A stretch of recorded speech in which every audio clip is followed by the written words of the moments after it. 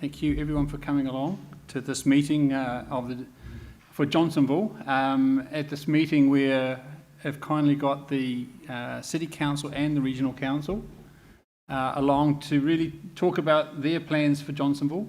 The JCA thought we should do this because there's been a lot of changes and it's been a wee while, and we do know that Johnsonville is a key part of the plans of both the City and Regional Council in the future.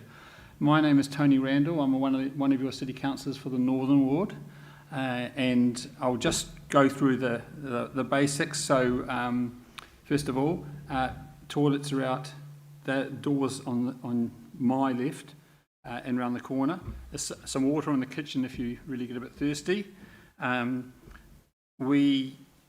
course, there are exits at the back of the hall on both sides. And if the fire alarm goes or there is some sort of evacuation, then we meet together on the corner of Frankmore and Moorfield Roads in the green space there. And of course, if there's an earthquake, then drop, cover and hold, and we'll deal with stuff from after that. I first of all want to put a special welcome out to our guests in Johnsonville. This is Liam Hodgetts and Shane O'Dern. Liam brought along his biggest manager. Liam is planning manager from Wellington City Council, and he's going to talk about the City Council's plans first. Then we've got Hamish Bunn and George and Simon from the Regional Council, and of course the City and Regional Council working together to look at and Regional Council is responsible for public transport, so they can outline what they can see that their commitments are going forward and such like. I also want to welcome our local MP, Greg O'Connor, who's fortunately not been able to stay the whole time because he's actually got his own duties in the House. But he's made trouble to come out here. I also have got Ram from the new office, stand up Ram. He's the new office manager for Nicola Willis's office, which is in Johnsonville Road. I've got two other councillors, Councillor Ben McNulty, stand up Ben if you want, and Councillor Ray Chung. So Ben is a fellow ward councillor from the Northern Ward, and Ray is from a neighbouring ward just south of us in the Western Ward.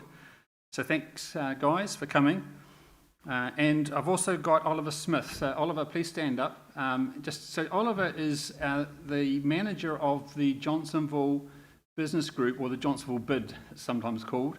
So he's coordinating in a sense like a business version of a community organisation, and he's got plans and is coordinating how the business can work together to beautify Johnsonville and also be an engagement point for these guys and everyone else to try and get a better Johnsonville and what that means. Thanks for coming, Oliver. Finally, a big thanks has to go to the Johnsonville Community Association. You've got Maureen and Celia at the very back. If anyone wants to join or ask anything about the JCA, please go and ask them. And I also need to thank Anne and Paul, Mark, and a big thanks to our president, Darren, who is also our master technician and bringing all of this live on YouTube. And so, he's the director of the whole thing. And he came along and opened up. The agenda is very simple. About 20 minutes, Liam's going to spend presenting the range of things or a range of things or plans for the future of Johnsonville, where Johnsonville fits into the city's plans, and followed that 10 minutes, I guess, for the public transport. Hamish, I guess, going lead. So they'll be up here doing a presentation, and then we'll open up for Q&A. So I'll explain the Q&A when that occurs, and apart from that, we'll get on with it, shall we? So, Liam, please. Great. Good evening, everyone. Thank you, Tony. Just acknowledging the councillors, Councillor Chung, McNulty, and of course Greg. And Darren is here as well, Darren Ponter. Very good. G'day, Darren. How are you? You've had a haircut. Great to see you. And Greg, yeah. So we'll welcome everyone, JCA members and residents alike, and everyone online. So this presentation actually gave to the Business Improvement District group probably about a month and a half, 2 months ago, if not longer. It was to provide a bit of context about where we are with planning for Johnsonville, and it goes through trying to set some context. It starts on a bit of an interesting note. I'm going to sort of talk a little bit about a resident satisfaction across the city, but as it relates to our suburban centres, and talk a little bit about the prospects for Johnsonville from a growth point of view. So I want to start with the resident survey. The interesting thing about this work is that we've been conducting these surveys for quite some time, but we've only really started asking Johnsonville questions, residents questions, since about 7 years ago. So what that blue line depicts is Wellington, is a general question to Wellingtonians, you know, is it a great place to live? And the sentiment, as you can see, on a range of questions across the city is a general downward trend about the state of the city, its livability. And you can see that happens about 2019 and 2020, where you get a marked drop-off in resident satisfaction. You'll also see the white line at the bottom there, that's Johnsonville. As I said, we only started recording those recently. I cannot explain why that popped up last time we surveyed, but as you can see, sitting in that satisfaction level, Johnsonville is quite low. And that particular question that we asked was relating to Johnsonville and the town centre itself and how attractive it was or wasn't. So I thought it was important we showed you know, what the residents of Wellington are saying generally about their place and where Johnsonville sits within that. Now the interesting line, the green line, is the suburban centres. And when we think about Johnsonville, we have to think about Kilburnie as well, because outside of the central city area, which of course is the capital, we have two major what we call metropolitan centres where council and its entities are focused on growing, and that is Johnsonville and Kilburnie in terms of the two metropolitan key centres. So when we see that satisfaction survey for Johnson hitting that level when we first started surveying, that is a concern for us, of course. The green is the smaller suburban centres. They're the places like Berrinpore, Island Bay, for example, and those ones that sit below the hierarchy, inclusive of Newtown as well. Now, what that really tells us is a phenomenon that's happened across a lot of cities since COVID. You will have heard about the emptying out of the city during the day, or the people working from home and working from home Mondays and Fridays. We think what has actually happened is those smaller suburban centres, as more people spend time at home working from home, they've lifted the perception of those centres up. So it's an interesting trend just to think about. The next slide relates to population growth. Now, we often review our population projections. We do it for our planning from a district plan point of view, but we also do it for a long-term planning point of view. Sense partners provide us with this information, and I think what's important to understand is that whilst Wellington Central City continues to grow, Johnsonville doesn't have the same sort of trajectory. It doesn't have the same sort of focus and potential to grow up as quick as Johnsonville is. And primarily, I'll get to that in a minute, it relates to the economic prospects of Johnsonville and the land value ratio that developers often look at when they try to develop in certain areas. However, whilst the population growth isn't as much as the central city, we do see Johnsonville over time increasing its catchment. And this is quite an interesting opportunity for Johnsonville, because effectively, if you look at the Wellington City catchment overall, it is quite constrained, south coast, east coast. There's not a lot of growth areas that can happen in that part of the city.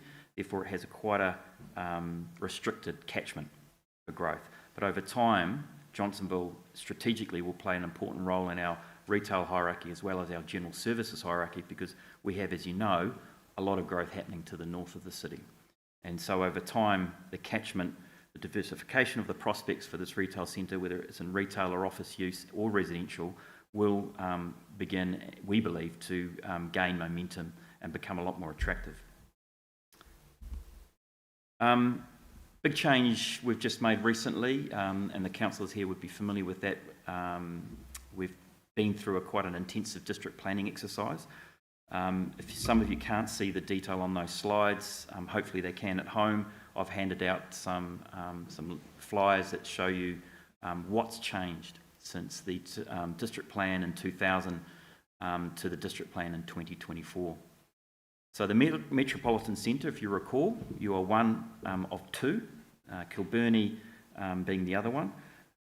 You've had quite a substantial increase in height. That is the potential for the centre to grow vertically. That's gone from 18 metres, or about 5 storeys, to 42 metres and 12 storeys. The high density residential area that was in the previous plan no longer exists. We are actually allowing, and now within a walkable catchment, a much higher density around Johnsonville's walking catchment. You can see that generally by the sort of the lighter red colour on the diagram to the right. And outside of that, in the medium density area, the lighter pink area, we're still looking for that 8 metre, 2-storey medium density residential development in 2000, and that's jumped to 3 storeys in the 2024 plan. Now that's a very simple explanation of what's happened with density around the Johnsonville area, but it's representing on that right hand side examples of the type of growth the district plan has tried to foresee in the next 30 years for Johnsonville. So that's in play. I've got a couple of other diagrams which will show you what's happened over time from those 2 plans in terms of how much change has happened. But I just want to take you to an important aspect of a notice of motion by council to us about 6 months ago now. So, as you know, Johnsonville's primarily owned by Stride Development. They own the majority of the land in and around the town centre, including the mall. And there has been some frustration over many years, I guess, indicating about the state of the centre. And you see that in the resident survey that I presented in those earlier slides. Council are hearing that, I expect. I think that's the reason why the notice of motion exists. But basically they've asked us to go away and investigate within 6 months the opportunities that they might look at, the options they have to encourage more quickly development of the Johnsonville Town Centre. And we have to come back in March next year and report on those options. That hopefully, depending on what council decides on the day, will also stimulate a review of the Johnsonville Town Centre plan, and I'll talk to that in my next slide. So it's quite an important notice of motion. It's a stake in the ground, I believe, for council to get officers to try and do something different, because whatever we've been doing in the past 10 years in terms of the lack of development in Johnsonville hasn't been working, and they're encouraging us to look at more creative ways to stimulate development and for development to occur. So there is a town centre plan for Johnsonville, and what I did for the bid presentation was try to do a reckoning of how did we go, what did we achieve, what did we not achieve, and what do we partially achieve. So I've kind of given this, and again, those of you who do have the handouts, and I'm sure Tony will post on the website and send to whoever asks for it, they can see how this town centre plan has performed over the last 10 or so years.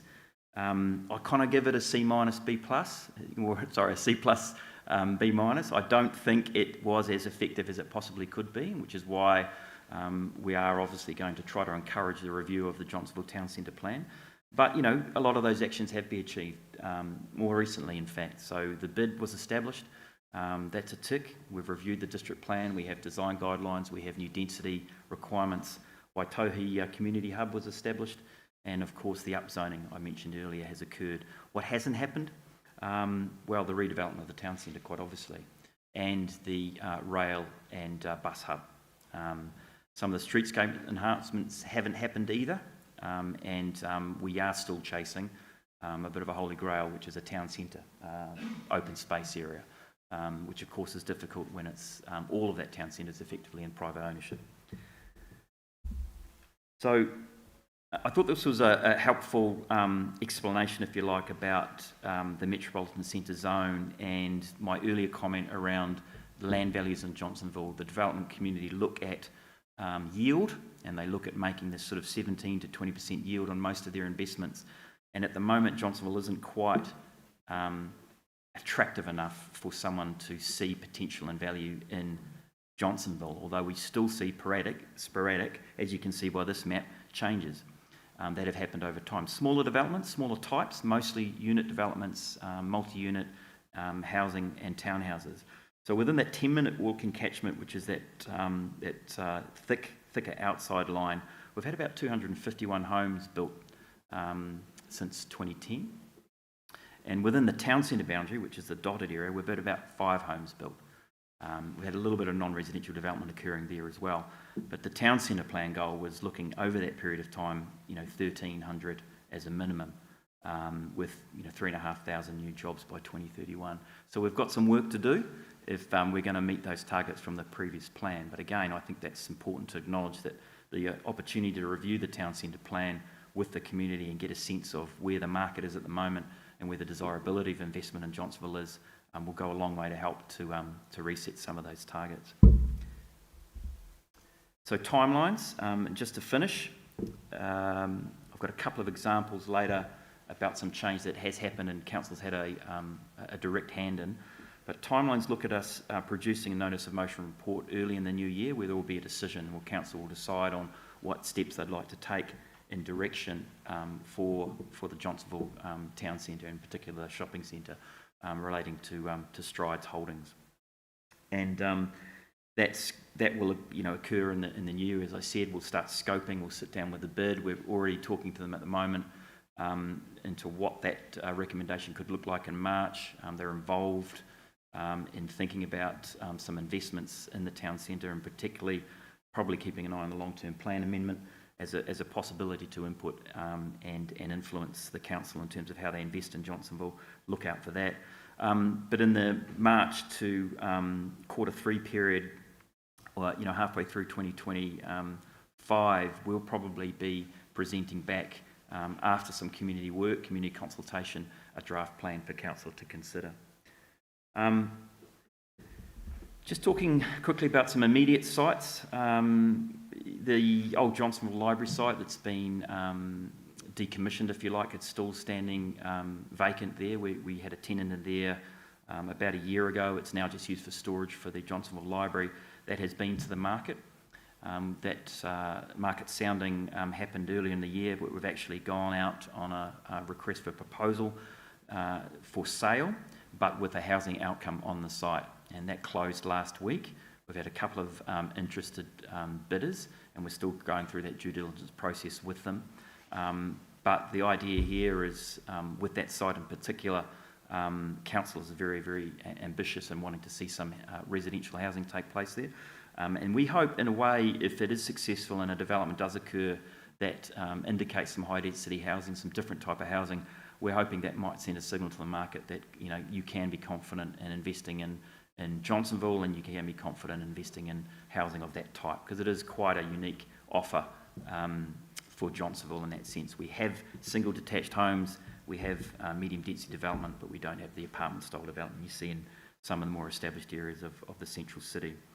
One of the things that have popped also from the Park Sports and Recreation team, and I've mentioned it earlier in the presentation, is the need for a green space. There's been a large desire since the original Johnsonville Town Centre plan for an open space area in Johnsonville, and as I said before, that is restricted by the private ownership that is the Johnsonville Shopping Centre, but that ambition still remains, and it's something that this council is focused on.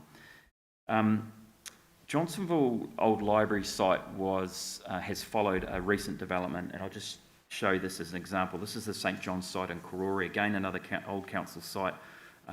We have now a successful bidder, and that bidder has arrived upon a price, and we're negotiating that price with them at the moment.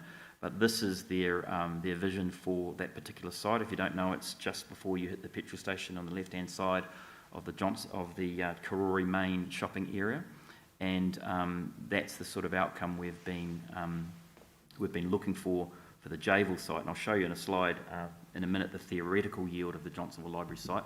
But that's the type of ambition that we get from the market. They tend to come up with some quite unique ideas. This isn't what we originally envisaged for the site. It's been out to market again. They've come back. So you have basically here some second and third story apartments with ground floor retail. Johnsonville Library site, similar sort of opportunity.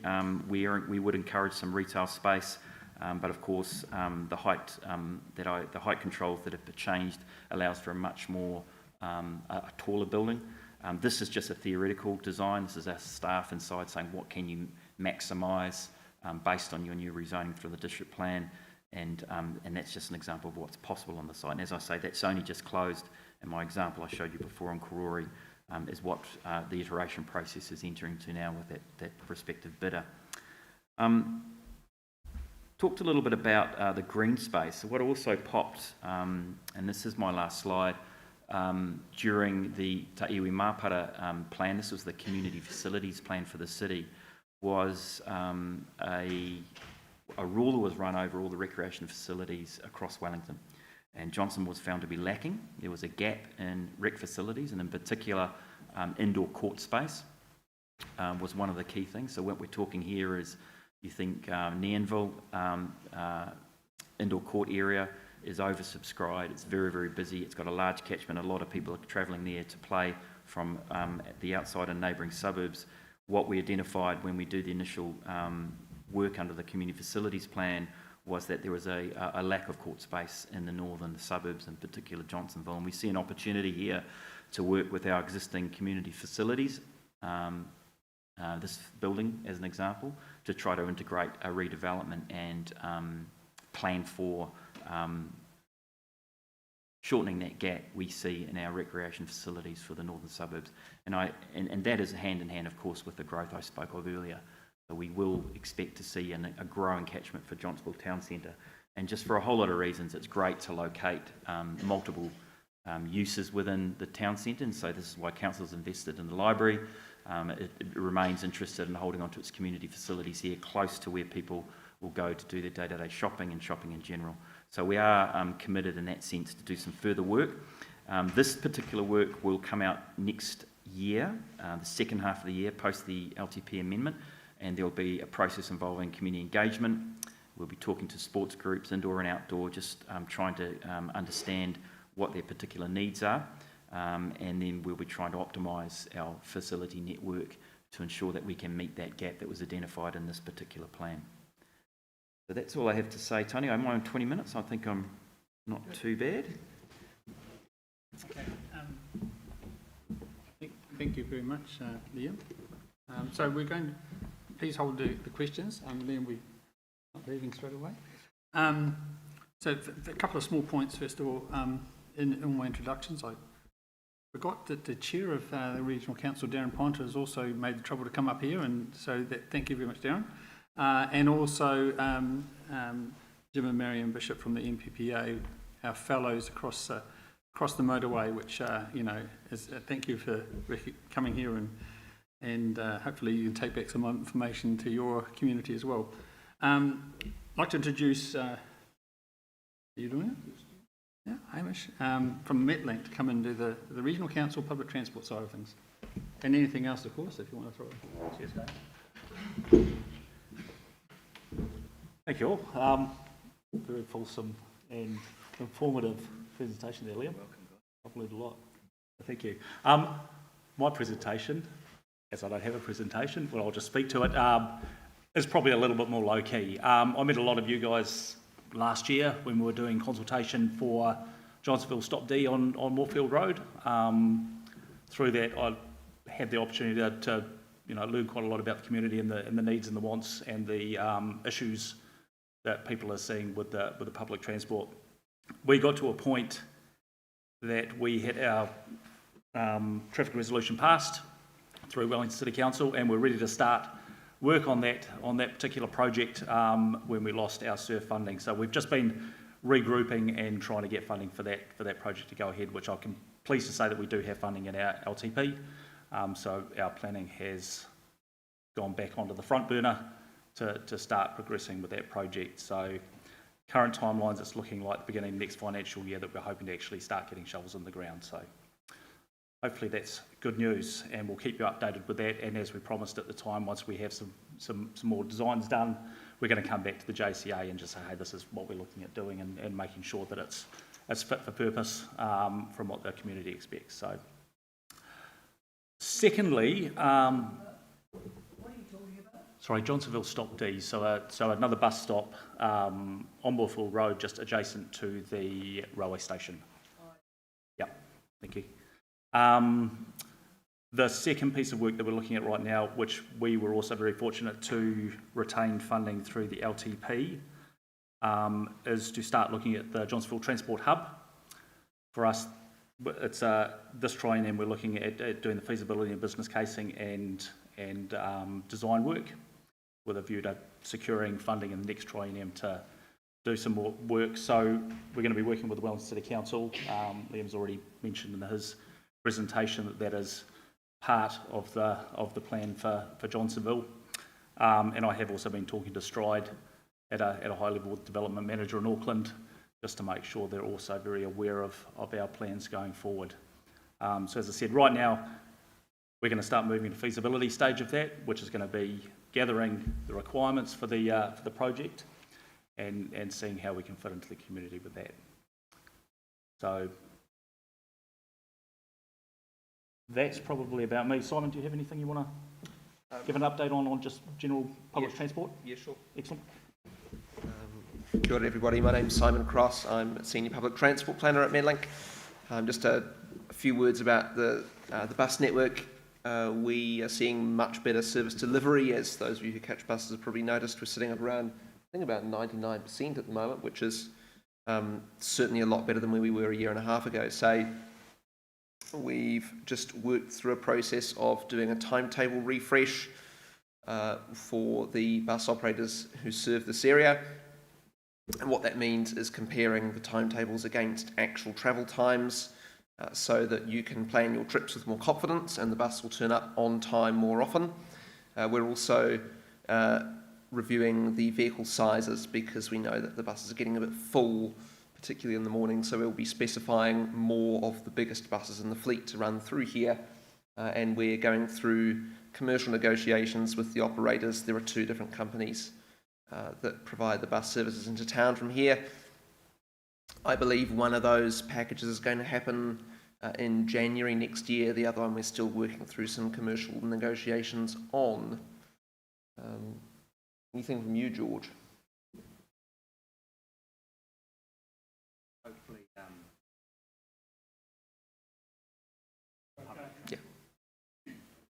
George just said that we will be happy to take questions as part of the Q&A session shortly. Thanks, Tony.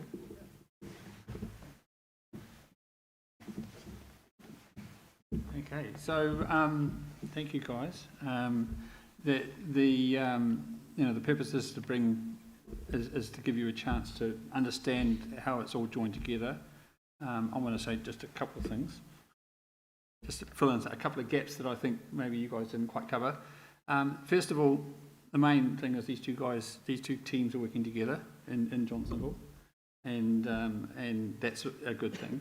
The second thing is just about the bus interchange, which is the envisionment is actually quite a serious quality system, building, perhaps, and where it goes and exactly whether it's even possible is still to be done. Just to be very clear about it, the regional council has put some significant money to go and find out. That's the exploratory money, and so we're going to find out, and if it looks possible, then there'll be a consultation as well. But you're looking at perhaps a covered bus interchange beside the railway station with some routes going through in some form. That's possibly what we could have. So rainy weather and such like, it's still worthwhile coming and taking the bus. And that also requires, of course, interaction with Stride, making sure that it works together. So there's still a few wee ways to go, but it is going to be looked at. That's the best thing for me. Waitoa started from this gem of being looked at about 10 years ago, and now we have it next door. So it does happen and such like. The other thing too, of course, is just to recognise, because money is important, but there is real money also to look at from the regional council, from the city council, to look at Johnsonville and look at it in more of a holist sort of way. A couple of things Liam skipped over too is the significant investment in water infrastructure that is likely to be needed to support housing growth if and when it occurs, and that needs to be budgeted for amongst the future. But I want to now open up for questions, and I was wondering if Maureen, you could. So we have this method of doing questions. If anyone's got a question, and which is we give you a raffle ticket And so I'm not sure if there's quite a few people. I'm not sure if anyone's... How many people would like to ask questions? Okay, so just a couple there.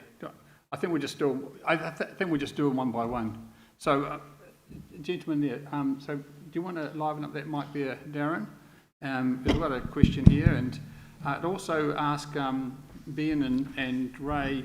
Could you perhaps come up here a bit too, in case you can add to the whole thing. So we'll have to crowd around a wee bit in terms of this microphone versus that microphone, just the way it's set up, is it? But we'll start with the first question, please. Sorry, sir. Kia ora.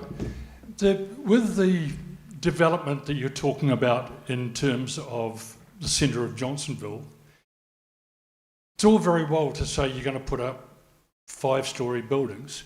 What consideration has been given to parking? And do Stride own that much property that they can stop some of these developments? I'm going to pass it to Liam, I think. Yeah, thanks for the question. So the first one about parking, the proposal that we've seen has parking involved inside the building. So it sits on a kind of a platform. We've had a number of interested parties lodge the development of the old Johnsonville Library site. They've been approaching us for some time, but for this particular expressions of interest process, the ones that have lodged have parking in it. Johnsonville shopping centre, Stride in general, look, it would depend on the development, whether they'd have an issue with it. As you can hear, Wellington Regional Council has to work with Johnsonville to try to get that transport hub up and running. We will also have to work with Stride Johnsonville to get that town centre, town square up and running. And that's why it's important that we continue the line of communication with Stride. We've got good relationships with the development manager. Of course, he resides out of Auckland, and they do often come down to Wellington. They have a number of assets in Wellington Central and Wellington City generally. So it's really important we keep those relationships alive. Thank you. Is that just your question? Yeah? Oh, I've got another couple of questions. Okay, we can go for that. So next question, please. Yeah, Rob Julian, former Deputy Principal in Newlands College. When people are moving into a suburb with families, one of the things they're all concerned about is what are the schools like.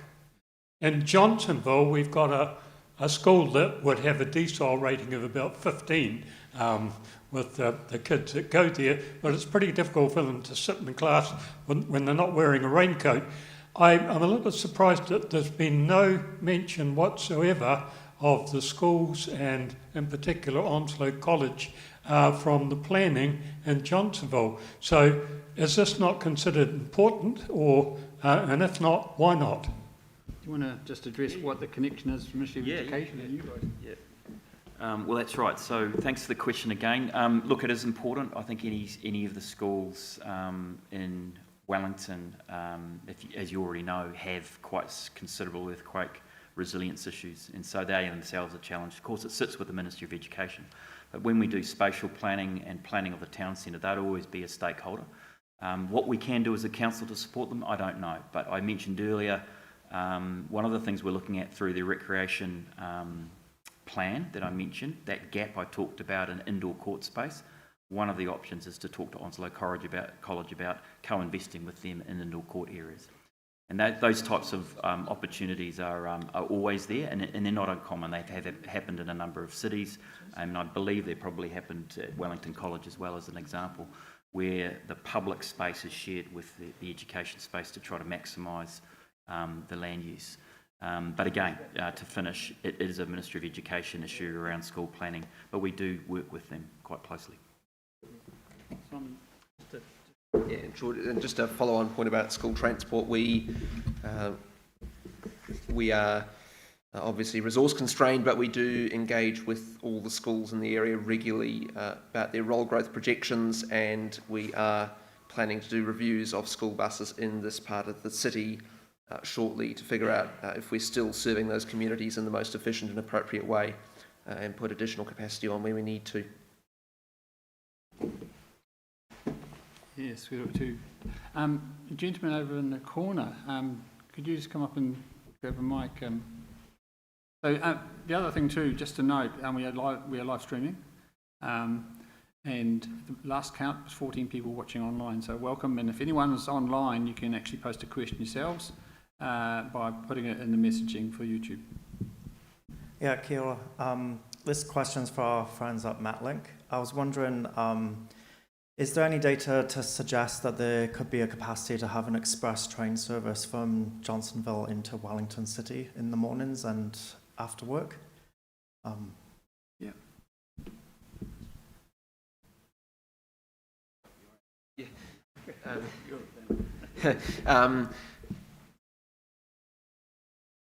Very good, very interesting question. The short answer is probably not, for the reason that the nature of the Johnsonville railway line just doesn't lend itself to express operation. When you're going around tight corners at 20 k's an hour, you don't gain that much by not stopping at a stop. And so for that reason, the express service from Johnsonville into Wellington City is the number one bus, basically, which we are committed to making sure there is always adequate capacity on. So, any more questions? Yes, we'll look another. Oh, sorry. See you at the back. Yeah, another question. Sure. Thank you, General. So, Would the council consider rephasing the lights at Broderick Road Bridge and at Johnsonville Broderick Road intersection, as you can have 6 cars at the Broderick Road Bridge and only 2 will get through on the phasing, and on the bottom at Broderick Road, Johnsonville, if there's someone wanting to cross the road, neither vehicle coming into Broderick Road out of the car park or going into the car park and into Johnsonville and wanting to turn left, sit there while one person goes across the road and nothing else moves. Would they consider putting a barn dance crossing in there instead of the phasing that they've got at the moment? And supplemental from Sam Online is saying the buses are having to go on the wrong side of the road when going northbound over the bridge to gain access to the lights without waiting for a long line. I know what you mean. I think take it on notice. I've written the question down and I'll provide that for the councillors. Yeah, we haven't, unlike Metley, we haven't got our transport planners, road transport planners here. I'll make a comment, and that is at the morning and evening peaks in Johnsonville are particularly bad because people have to drive through Johnsonville, which is sort of the fundamental problem. And the city council has done an upgrade in terms, like it was about 10 years ago when they redid the bridge. It used to be a 2-lane bridge for those people who were back then, and now it's a wide bridge, but it wasn't very successful. And I'm very conscious and want to have conversations around getting the bus service to run more smoothly through all that traffic in the morning and the evening.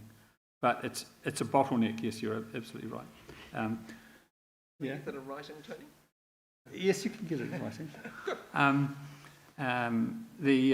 Yes, but we can take that on board and post along with the PowerPoints, we'll post a response in writing. That's okay. Celia, you had a. Oh, thank you, Greg. Thanks for coming.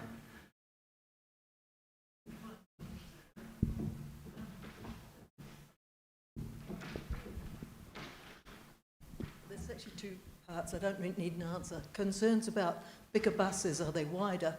There's already a problem on many of our lovely little narrow streets in Old Johnsonville, including the street I live on, where they have major difficulties about getting through and then getting safely around corners. Some parts of Wellington have even bigger difficulties. And I noted the other day whilst driving in that the bus, it had to pull out from a bus parked in front of it and had to go again over the other side of the road to achieve that. It does seem to be a slight problem sometimes with bus movements, and Yeah, no, to clarify the first point about bigger buses, no, we're not introducing any new buses that are longer or wider than the ones we have currently. What I meant by that was that the buses we have now, which are the biggest double-deckers in the fleet, we will specify to run on more trips than we do currently to give more seats to people. And to your point about buses crossing the centre line, I used to be a bus driver, so I'm very familiar with that problem. Yes, that's an issue that we are working with our city council friends on to make progress on ensuring that street layouts are safe and fit for purpose for buses and other large vehicles, especially in Karori, in preparation for articulated buses to start running there. Okay, thank you. I say that removing car parking for the residents is not always well received, though. But that's totally another question, and I'm not asking it. The one that was actually about the flats that are going in across, and it's a totally different question. You're talking about these multi-residential flats. There's a new school planned for just behind that, the Christian religious school. I'm intrigued that there seems to be absolutely no outdoor space for young people to be recreationally active. And on that, hundreds of people more, if they're young families, our schools are under a lot of pressure. And I don't see any space around central Johnsonville for a new school. And saying the education department's problem, the education department's very good at passing on that problem where there are new subdivisions. So please just take it as a question, or more a statement of a question. Will there be plans? And you know that one from me, Tony, anyway. I think, look, Ben just wanted to make one comment just on the bus congestion bit. Yeah, you actually answered it for yourself at the end. So there's a committee of council called Regulatory Processes, and our job is basically to yellow line the city. That's a very gross summation of it, but a lot of our work comes through Metlink, and it's things like formalising their bus stops, because we have a lot of stops in the city where buses can't pull in the morning. People with accessibility issues can't actually get onto the bus, so there's a really continuous running work program. I don't have the kilometre distance, but I think in this triennium we've done over 100 kilometres of yellow lines in parts of the city. Of course, the point that you made at the end is that it's not always popular, and that is true, and we do hear that from residents from time to time, but it is just something that the City Council do a lot of work on trying to make the buses more efficient, and we hear consistently from Metlink the areas where we don't. And if there are areas within Johnsonville, and this goes for anyone watching online or at Hawaii, you can actually report it into the City Council and say, this is a problem area that we're experiencing or we're seeing issues with the buses, and it does get into our work program too. So it is one of the big goals of the city to try and make their job as efficient as possible. We have this sort of weird structure where we have two different organisations, but yeah, the flip side of that is when it comes to your own property, and sometimes the City Council says we want to put some yellow lines outside, that doesn't always get received well, and there's a balancing act. Yes, and I just also, thanks Ben, I also want to follow up to say that the City Council has an excellent way of reporting. It's called the Fixit app, that's F-I-X-I-T, both for Android and Apple, and so if you do want to report something, sometimes it's easy just to download the app, and it actually gives you all the fields, takes your location and enables you to add a couple of photos. It's very, very straightforward, so I do encourage you to do that, and it gets connected into our reporting scheme. So if you see a badly parked car, a leak, or another problem, with lights out, even those small things, very easily reported that way, and we keep track of that. Mark, you've got a question.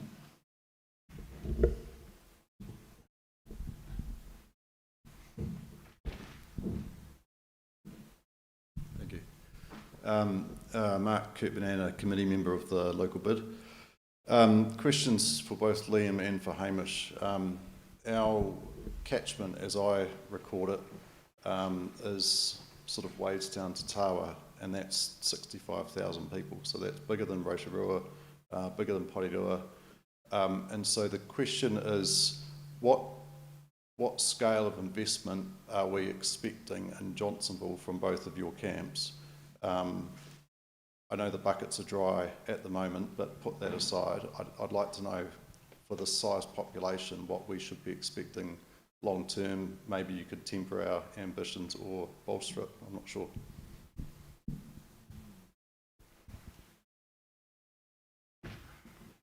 question. And I'm going to stay within my lane here.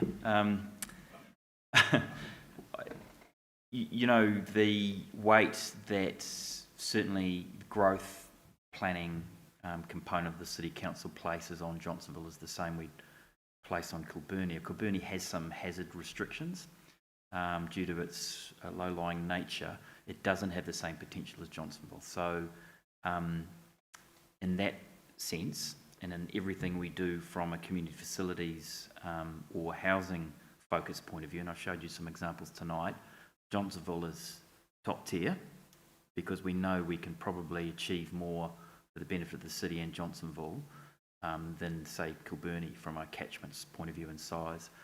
The balance of your question is really up to the interests of the owners across the road. Yes, the catchment does go to Tawa, but in instances where Stride may bring a new retail offer to Johnsonville, then that catchment will grow again. And there are good examples of that happening where a new type of offer arrives and suddenly that catchment becomes a regional one, and the place, you know, goes berserk. So from an investment point of view, it is tough out there for council. We have considerable debt headroom issues. If you're following the news, I'm sure councillors can talk in detail about that. But from a growth planning point of view, our growth pays for growth infrastructure. We've got quite a sizable investment for water to happen around the Johnsonville town centre, and that is reliant on Wellington Water phasing the works accordingly. And as you've seen tonight, we've also got an interest to be programmed into a later LTP for more indoor court space and community facilities for Johnsonville. So I can't give you a number or a price. It all depends on the conversations we have with our partners, the sites we have here to utilise, and any other joint venture we might be interested in with Stride if they so wish to have a town centre, town square in the centre of their shopping precinct. So look, all I can say from a planning point of view, very, very keen interest in growing Johnsonville and making sure it's prosperous and successful. It's top of the ladder, just behind the central city of Wellington. But the dollar figure remains to be seen, requires a lot more work. Yeah, thank you. So just want to throw in another couple of things. You are aware of that we've got a long-term plan amendment, which means we're going to cut projects, significant, you know, hundreds of millions of dollars worth of projects. One of those projects being proposed is to cut the suburban upgrade budget totally.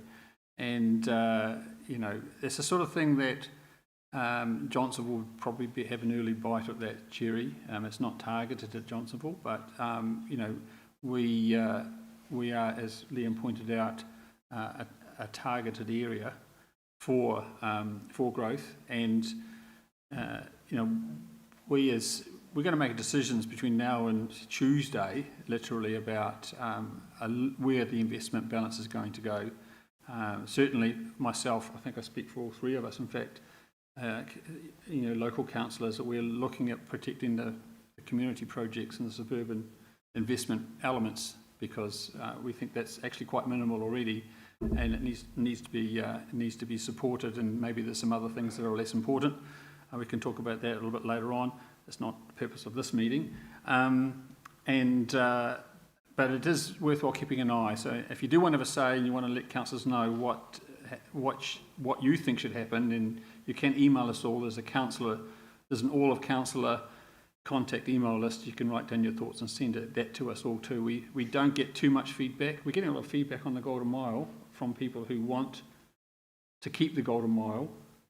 Although it's notable that they all got, you know, from the Aotearoa Green Party at the bottom. But yeah, you do have a say now and going forward. Darren, you've got a question online, perhaps? I've got a few statements and questions and scepticisms. You go for it. One states about diversity in the panel was a bit lacking and maybe inclusion in that respect. Another one saying Stride's not got a great history of delivering, so if they're a blocker, they'll be blocking for a while, by the sound of it. Another one about speed control, saying people have actually been reported as being well in excess of speed, any calming measures in that respect. And another one about this walking catchment goes under the motorway. We have 2 tunnels for pedestrians that are sad, and the pedestrian steps up from Disraeli Street feel like you're quite unsafe, and steps are not the right size. The profile doesn't suit walking in the dark. Yeah, so with interesting feedback, on the last thing, in fact, JCA we should claim a little bit of credit. With respect to the zone above Disraeli Street, the Disraeli Street crossing, you're absolutely right, it's an appallingly steep and bad pedestrian access, but the JCA, through the district plan process, put in a formal objection to the area being zoned for higher density, and that was accepted by the commissioners and has been accepted by the City Council. So that walkway doesn't go through to high density. That's just normal medium density, as is the rest of the city. But the one to the north that goes into more Paparangi area, that, Burgess Road or that sort of area, that is still zoned for high density. That's true. Yeah, Stride. Yeah, I'll just give a response to the Stride comment, because our officers are very nice and diplomatic, and I'm just going to give you a bit more of a political reckon. But yeah, look, if Stride were going to, let's start with, if a purely commercial solution was going to work for that site would be thriving. We know that retail has systemic issues before you even put it into the Wellington context, the warehouse groups, results, things like that. So a pure commercial development is not going to work in that site. You need to do something that's mixed use. The reality is Stride, and if you look at their latest annual report, they are a property developer that builds large supermarkets. They do not do residential. They do not do high levels of office. It's not their expertise. It's not their bread and butter. So my real desire here is that they would sell up the site and bring it on to someone who has the capability and the capacity and the expertise to make it happen. Because if they were going to make it happen, it would have happened by now, fundamentally, in my view. Barring that, this is the point of the notice of the motion that I've brought in, was supported by the other 2 councillors up here, is to look at what the other options might be. The actual reality is that probably the best chance we have is the last government passed something called the Urban Development Act. That is a persuasive, it's kind of like the Public Works Act for housing, if I need to put it into a context. It's a persuasive piece of legislation that if government was willing to team up with City Council and Stride, we could do something in terms of mixed-use development on there. That, of course, sits entirely, as part of this process, I'm sure we will write to the government and see if they want to partner, but it is a Kāinga Order-led piece of legislation, so at the end of the day, it sits on government to do. I won't go further on that part there. But fundamentally, failing that, then you go into other choices of action. Things along, do you take some public acquisition of their land? If they were not willing to work positively with Metlink, and nothing is showing that they're not, I want to be clear about that, but if they were not, there may be a case for compulsorily acquiring some land to build a public interchange. So to that scepticism about Stride, absolutely hear it, 100%. My real hope is, because the council doesn't want to get into a position where it owns that mall. I don't even think Stride really want to own that mall themselves. But nonetheless, we're constrained. It's a private developer. Private property rights are a thing. Fundamentally, everyone in this room probably doesn't want council coming up to your door and saying, you must do this with your site. That is an important part of, how we define our own rights in society. So there is a balance that Stride have the right to run that site into the ground. So be it if they wish, but you've seen the residents' satisfaction survey results. It really is detrimental to this whole suburb. That's the reason for the notice of the motion. And I think, look, the 3 councillors from this ward and the wider table, we're just giving it a red hot crack. It would be a fool that stands up in this room and promises anything can happen on that site, but we're giving it a red hot crack and we're seeing if we can move the barometer a little bit. And our staff are working brilliantly and diplomatically, and I'm probably being a bit more of the bad cop outside the tent, but we would love to see something / anything happen on that site. I'll sit down because I could probably be here for 20 more minutes. Yes, sit down, Ben. God. Yes, Andy Beck, would you come up, please? Thanks. Thank you, Maureen. Oh, yes, and after him, it's fine. Hi there. Look, thanks so much for everything you've said so far. So your name is? My name's Tom. Hi, Tom. We live locally.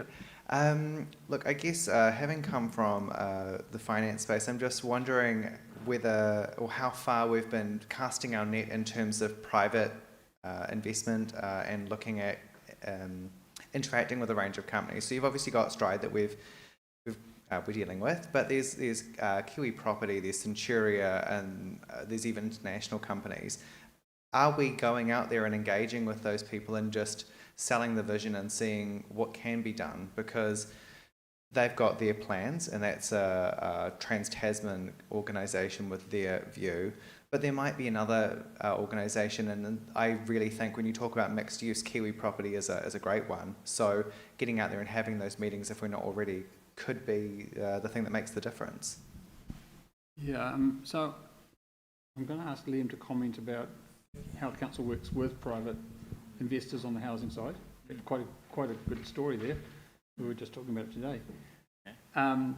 But before then, I mean, the fundamental problem is that the most of the triangle, inside the triangle, is owned by Stride Properties, and they own it.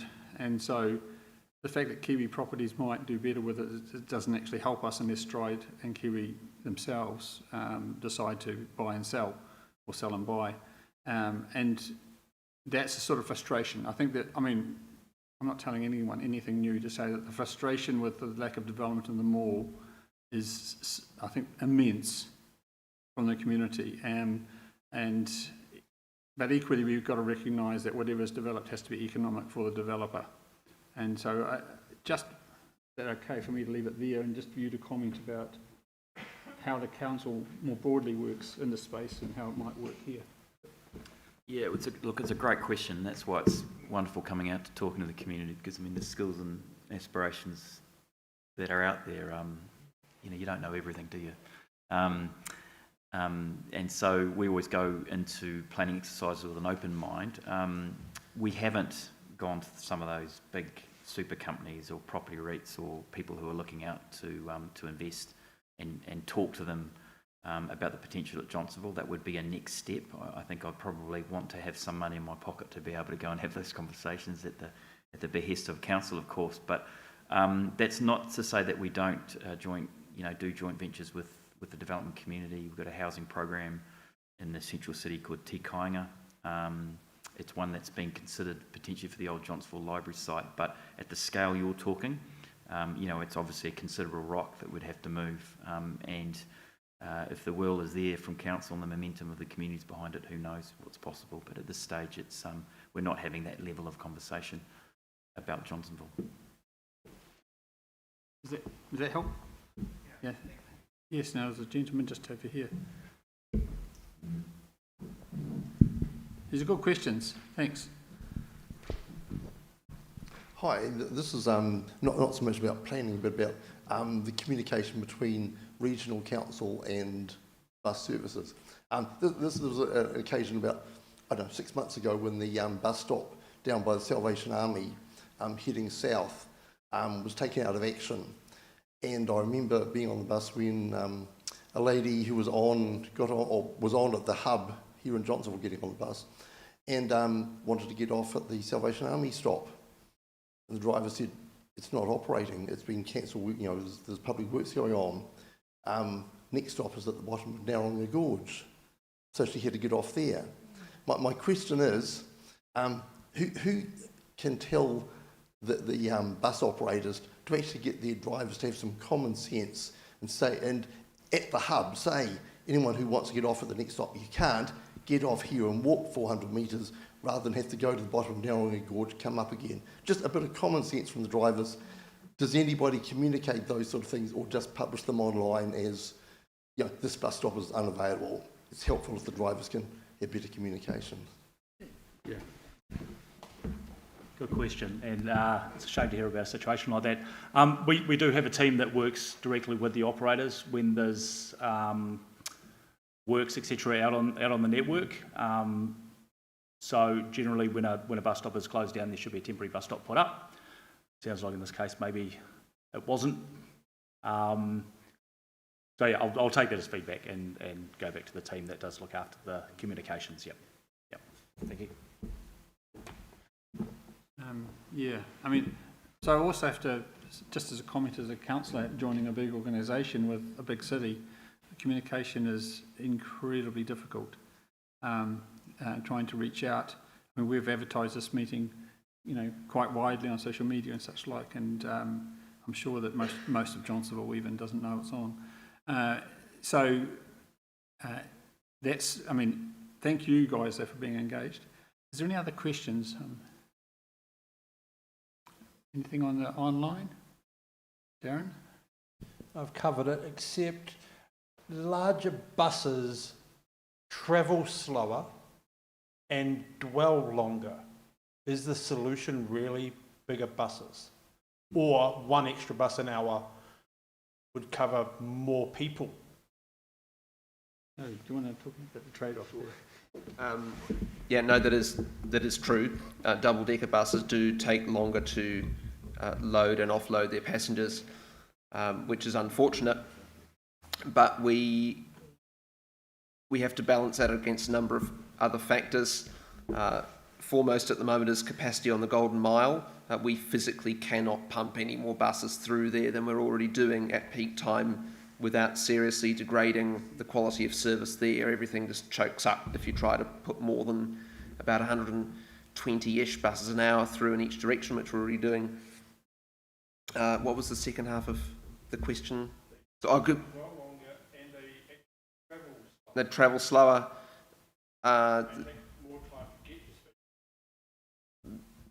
That depends on how you spec the bus. May or may not be true. But one of the other factors that we need to consider is the number of drivers that we need to run the service, which, as you all know, has been a significant concern for us recently. And if you halve the size of the buses, you more than double the number of drivers you need because of how the shifts are constructed. Double deckers have about 10 people more than a single, and then when they get to standing room, the boarding collapses.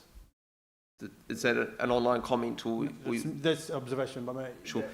You get to seating capacity, which is 10, 15 more than a single decker, and then boarding is hindered.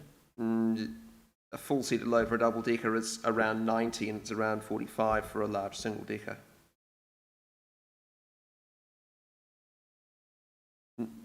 60 total load, perhaps, but not seats. But yeah, but the working capacity is about 100 for a double decker and about 65, 70 maybe for a single. So it's more than 10 difference. Yeah. Thank you. Yes, I could speak at length too. So, any other questions? Been very good. Any other comments anyone wants to make? Look, I just want to do a last bit of roundup. We've got we're sort of finishing roughly, I thought, when we might finish.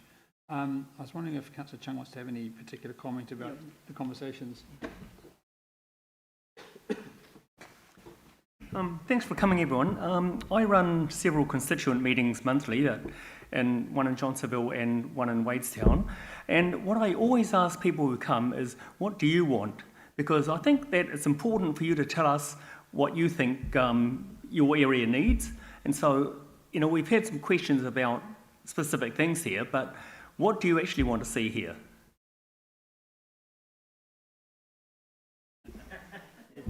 Mark? So for many, many years, our rates money from this population has gone into the rest of the city. And now I want to see that rates money come back to Johnsonville. Yep. In fact, we're actually looking at that. We're looking at each area and how much money comes from those areas. And so we're looking at the equity, whether how much money the council actually gets from those areas and how much do we actually put back. So that is a consideration. That is one of the parameters that we're actually using. Yeah. Thanks. But actually, one question I have to ask the Deputy Principal of Newlands College. You were saying, what are we doing about the colleges? So what do you actually want us to do? What are your issues there? The only thing I hear is what's from the Independent Herald. We never hear that the City Council are working with working with the Department of Education and saying, what the hell's going on? When is it going to be fixed? It all seems to come from the principal of Onslow College. There doesn't seem to be any of the City Council leaning on the Department of Education, who seem to be making mistake after mistake in terms of classrooms that are earthquake prone and the kids have to go somewhere else.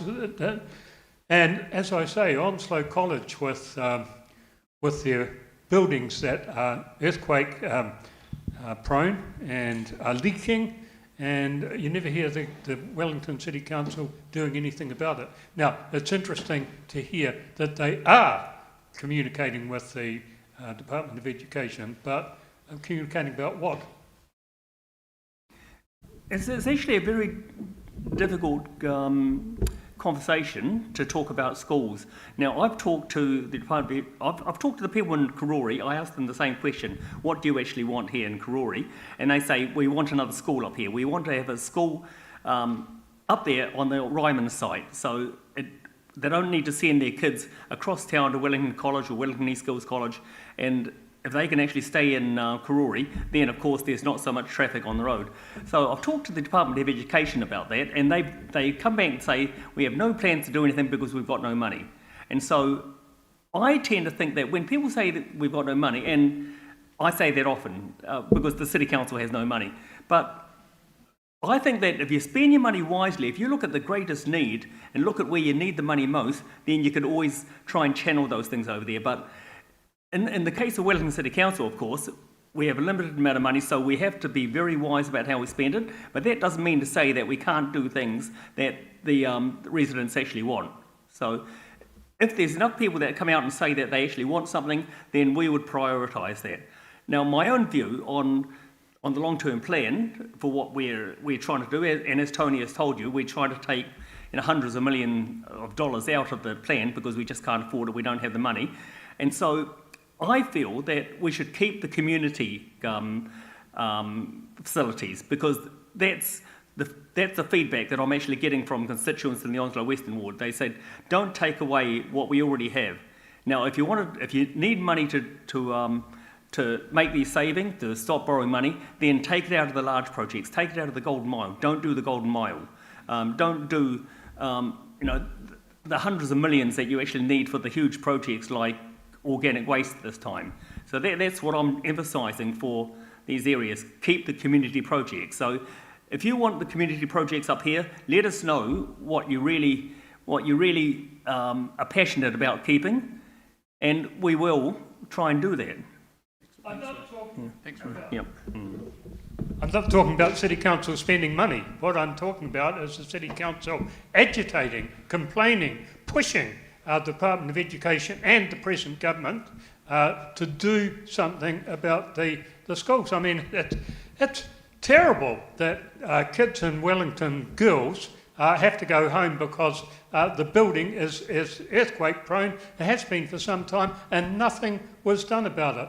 Now, surely that's something that the City Council can raise the roof over and say, why has this happened? We are not particularly pleased. Please do something. It's not the City Council that is responsible for education. It is the government, and through them passed on to the Ministry of Education. But it would be nice to hear some complaints and pushing and... So I think, one of the things, and look, I'm sure that happens both regional and city council, is that while they're here to answer questions, they're also taking down feedback. This is a great opportunity. I have to say too that it's pretty cool, calm public meeting. It's and Liam, I know. Well, you're going to give us a bit of a round. I just wanted to close out, actually, Tony. So, I have been taking notes. I wanted to thank everyone for your feedback to date. So, in terms of tonight's presentation, we'll put a slide pack through through Tony for the Johnsonville Residents Association. You can access that online. Light phasing on Broderick Road. I'll have a chat to you, sir, after this because I've taken a note and I can put that back to the traffic planners at work. I need you to explain to me what a barn dance crossing is, babe. I'm looking forward to that. Also, the private schools, Celia, I'll catch you as well if possible, because that's a new one to me about that application. Yeah, okay. So let's chat about that, and I can provide some advice on the resource consent that was issued, and the Disraeli Street mention about the underpasses. So we'll look into. There was an online comment. There was an online comment, yeah. So we'll look into those underpasses. If it's a safety concern, we can certainly action that. And I'm sure colleagues at Wellington Regional Council heard that about the bus driver matter, and that last point around the education and Ministry of Education advocacy, I think you're talking about. So there's a number of things we can do. We've done it for housing in particular in the past, and I'm sure talking to that comes from the political side is the most potent, and we can help organise a letter about those particular schools, and of course Onslow being in the media most recently. Thank you very much, everyone. Yeah, so just we're winding up. Ben, have you any last thoughts you want to jump in, or you? Two seconds. Yeah. Just again, thank you for coming out tonight. It's really like engagement with our local council is so vital. Right now, Wellington's in the pits. That's the sentiment. Councillors are not blind to that. It's not great leading a city council in a city that's feeling pretty down about itself. So this is really important, just you guys coming out tonight, sharing with us what you're saying. I'd encourage you just to go away if you can. There's the YouTube recording of this. Can you get it to one other person to have a watch who's in the local area and just help spread? But actually, on the ground, there's a lot of us really trying to do the job, listen and progress things. That's how we listen to you, how we better represent you, and how we, at the end of the day, do a better job and turn some of those figures you saw at the start of Liam's presentation up that way, because that would be sincerely where we would like to start seeing the city head. So thank you again for coming tonight, and thank you to the JCA, Metlink, Greater Wellington, Liam, your team. I learned a lot tonight as well, so I hope you did as well. Thank you. Thank you. Darren, do you want to have any comments? Since you've come so far, please, I feel you should just make yourself present felt a little bit. Yeah, don't forget this is my constituency as well, Tony. Look, I've come to meetings at the Johnsonville Association on the particular issue of the local suburban community shopping centre for what seems like years, and it probably does stretch over several decades, and I'm probably not competing with any number of you here, because I think you've been probably coming most of your adult lifetime. The thing that I was sitting there just reflecting on is I think we're all having difficulty actually having a conversation about the central business district, if you like, for Johnsonville, because there isn't a vision. There isn't something that actually brings you all together in this room and in this community to say, yes, that I like 80% of that, or I like 70% of that. I can live with that. We're all focused on what we don't like and what we would like to move on, and how we would like the shopping centre to get better, etc., and stride to either leave or somebody else come in. And I really do wonder whether, and this is a general comment, it's not about the City Council or the Regional Council, I think it's as much about everybody in this room, is I think the conversation is going to have to move on to really trying to unpick and pack in what does good look like? What would you like to see in this area? It's a sort of question that Ray is asking. What is it that you want as a community? If you ask that question, you won't get everything that you ask or you want, you never will. But if we can all feed into that, I think you will all start to actually conceive what good might look like. And certainly from a regional council, that would then give us the opportunity to say, well, if that's good, how do you bolt a public transport hub into that? And how can we make that an all-weather facility? How can we make sure you get off the train straight into the shopping centre or straight onto your bus? Because at the moment, we ain't got a shit show of doing that because we've got nobody to work with. So at the moment, what the regional council will build, even though it'll be nice, even though it'll be all-weather, it'll be standalone. It's not integrated, etc. So a bit of a rant from me. I just think we've got to a point where we don't need to spend lots of money, but we do need to spend time visioning and really thinking about what you want. Because when the money comes, or when Stride moves on, or when a new proposition comes forward, the community's got to be able to lean into that space with the support of the City Council in particular, and say, this is what we want. This is what we will stand behind for you as a developer or a group of retail developers. So just some observations from me. My concern is that we're all back in this room in 5 years' time having the same conversation, and I don't think that's in any of our interests. Kia ora. Thank you very much, Darren. Look, I think those observations are absolutely spot on. In fact, I would even go so far as to say that 5 years ago, someone else made exactly that comment. But I do think there's some better. I'm in a better, more optimistic mood around that. I first of all point to the Johnsonville bid being convened. The businesses are getting their act together, and Oliver is bringing that together. So anyone who has a business or wants to engage in Johnsonville, of course, contact the Johnsonville bid. I also know that both the City Council and the Regional Council have money for planning and feasibilities of what's happening, and they're doing it hopefully joined up. And then the Johnsonville Community Association has also just updated its draft strategic plan.